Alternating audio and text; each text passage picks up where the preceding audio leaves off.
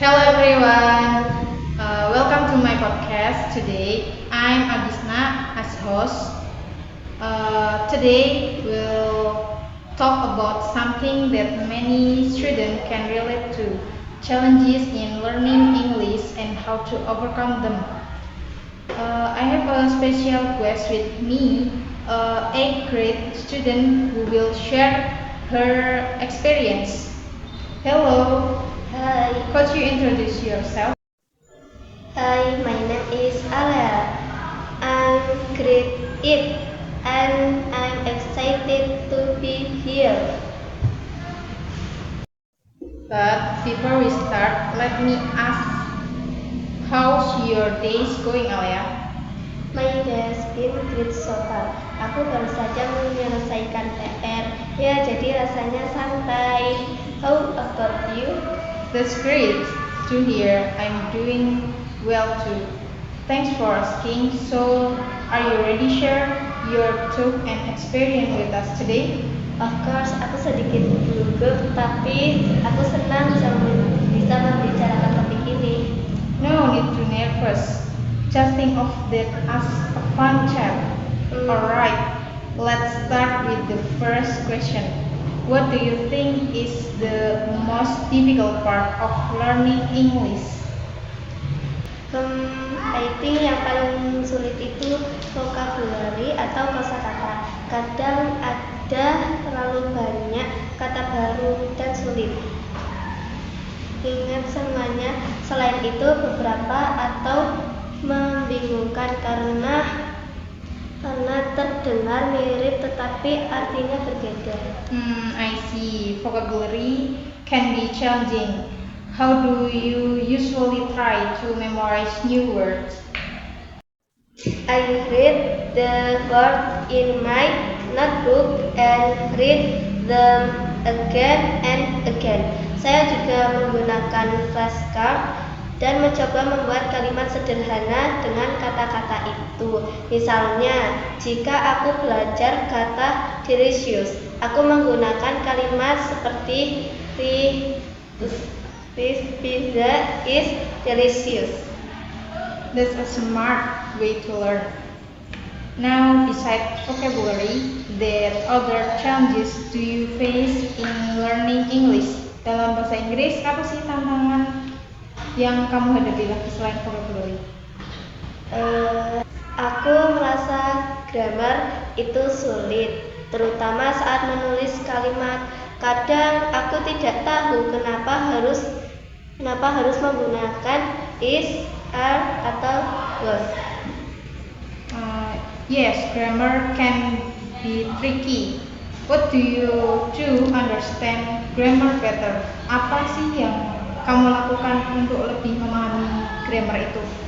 Guruku memberikan kita latihan untuk dipraktikkan, and I saw watch videos and YouTube. That's great strategy.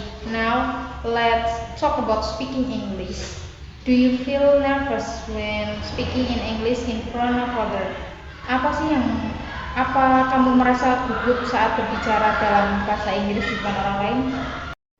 Yes, I do. Aku takut membuat kesalahan atau teman-teman saya menertawakan saya. But it helps. Saya berlatih dengan berbicara sendiri atau membaca buku dengan suara keras. That's a good way to practice. Speaking of practice, do you use English outside of school? Sedikit. I watch movies in English dan mencoba memahami tanpa subtitle.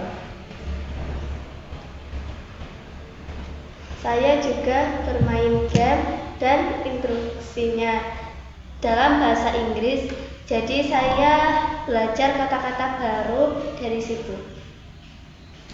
That's great. Now, what do you usually do when you forget the meaning of a word during a conversation? Aku mencoba menebak artinya dari kalimat.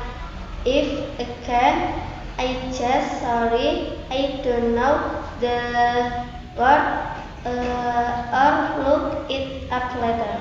That's a good habit. So, do you think English is an important subject to learn? Why? Yes, I think it's very important. Bahasa Inggris digunakan di mana-mana seperti di film, buku, di internet. Kalau kita bisa bahasa Inggris lebih mudah memahami banyak hal. That's true. What's your favorite activity in English class and why do you like it? I like group discussion karena menyenangkan berbagi ide dengan teman-teman dan belajar kata-kata baru dari mereka. That's a good activity. Have you ever tried teaching your friends something in English? Yes, on time aku bertanya tentang grammar dan aku menjelaskan. Rasanya menyenangkan, membantu, dan aku juga belajar lebih banyak dengan mengajarkannya. That's awesome. Last question.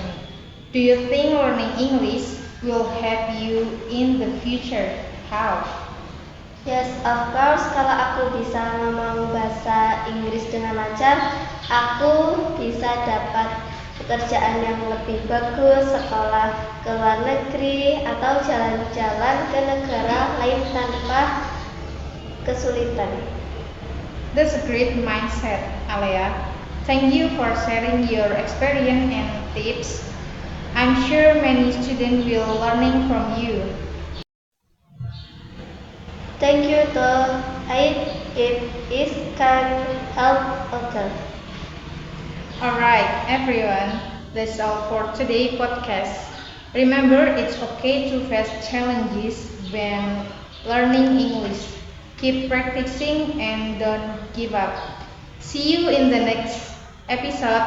Bye. Bye.